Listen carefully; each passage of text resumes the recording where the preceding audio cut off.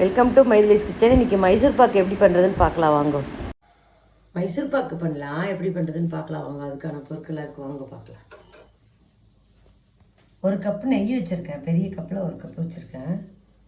1.5 cup சர்க்கரை வச்சுருக்கேன். கடலை மாவு 1 கப்பு வச்சுருக்கேன், சலிக்கணும். இப்போது ஏலக்காய் அப்படி தேவையான அளவு. இப்போ எப்படி பண்ணுறதுன்னு பார்க்கலாம் வாங்க.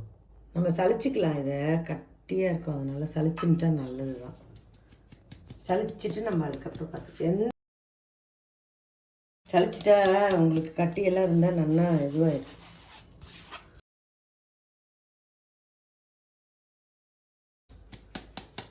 பாருங்க, இவ்வளவு கப்பி வந்துருக்கு. இது வேண்டாம், நான் அந்த கிண்ணத்தில் போட்டுக்கிறேன்.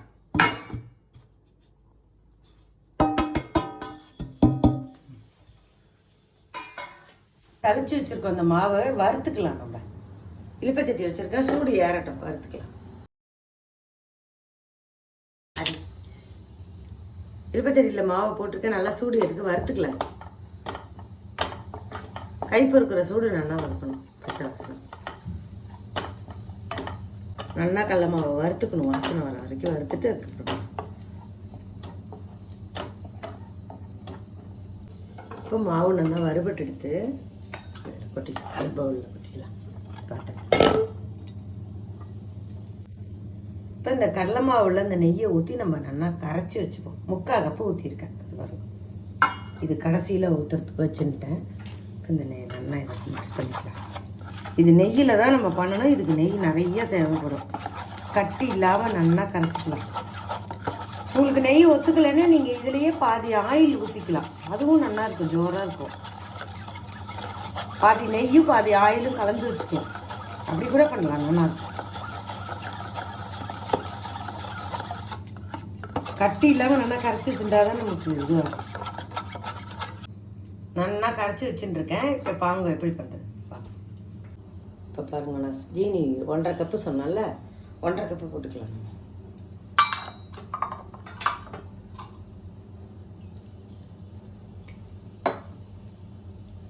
ஜலம் 1.25 கப்பு ஊற்றலாம். 1 கப்பு முதல்ல ஊற்றினேன். இந்த பாருங்க, நல்லா கரைஞ்சாங்க தான் நமக்கு வேலை. இன்னைக்கு பாகு பதம் வரல, ஒரு 5 நிமிஷம் வந்துடும். இப்போ நல்லா பதம் வந்துடுது பாகு. இதை கொட்டிடுறேன். கலந்து இதை கலந்து வச்சுருந்தாலும் கடல மாவு நெய் இதெல்லாம்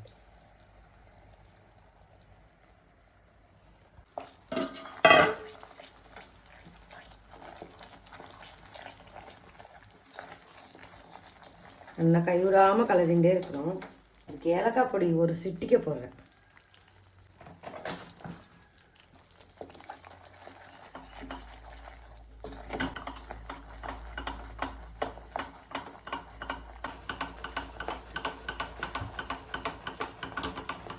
நல்லா பூத்து வருது பாருங்க. இப்போ இந்த நெய் பாக்கி வச்சுருந்தோம்ல, அந்த நெய் 1 கப் நெய்யில் 3/4 கப்பு நெய் கரைச்சின்ட்டோம். இப்போ மிச்சத்தை இதில் ஊற்றி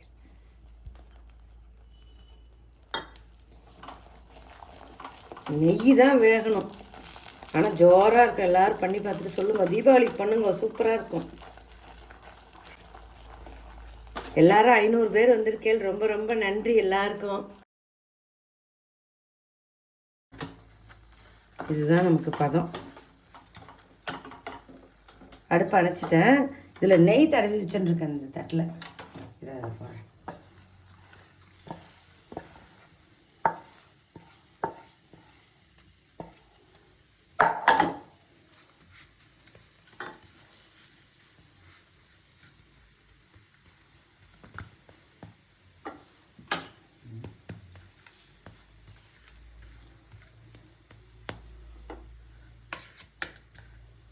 நல்லா ஷேப் பண்ணிவிட்டு அதுக்கப்புறம் நம்ம துண்டை போட்டுக்கலாம்.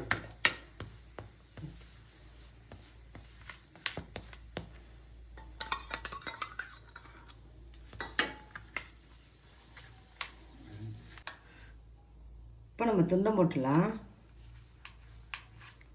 சூட்டோடையே நீங்கள் துண்டம் போட்டுருங்க, அப்போ தான் உங்களுக்கு வந்து இல்லைன்னா வராது. சூட்டோடையே துண்டம் போட்டு வச்சுருங்க. 6 வாட்டி நம்ம எடுத்துக்கலாம்.